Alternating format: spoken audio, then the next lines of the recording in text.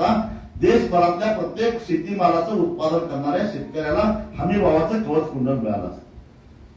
आणि अशा प्रकारचे कायदे लोकप्रतिनिधींनी करावेत म्हणून आपण काही लोकांना विधानसभेला पाठवतो, काही लोकांना लोकसभेला पाठवतो.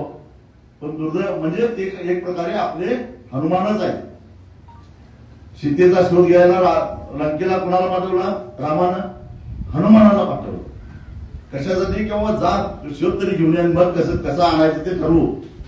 तसा आपल्या शेतीमालाच्या भावाचा शोध घ्यायला आपण काही हनुमान मुंबईला पाठवलेत, काही दिल्लीला पाठवले, पण हे हनुमान राहिले, ही माकडं राहिली म्हणून आपल्याला हे सगळं सोसावं लागतं. हे लक्षात घ्या. आपण माकडांना पाठवलं, आम्ही हनुमान पाठवलेच नाही. हा दोष आपलाच होता. म्हणून हे सगळं समजून घेतलं पाहिजे आपल्याला. पण मी याच्यापेक्षा तुम्हाला सांगतो की तुम्ही जी काय मागणी करताय ती काय अवास्तव नाही. 5 लाख रुपये हेक्टरी मागताय म्हणजे एका कलमाला साधारणपणे 5,000 रुपये मागताय. मगाशीच गावडे साहेबांनी सांगितलं की एकरी एका कलमाला 6,000 रुपये उत्पन्न मिळतं. बरोबर आहे ना? आता तुम्ही स्वतः मला वाटतं आंबा उत्पादक आहे.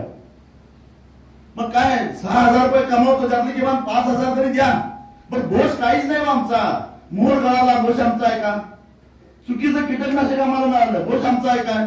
मधमाशा नाही आल्या, दोष आमचा आहे का? मग याला का नाही आम्हाला मदत मिळत?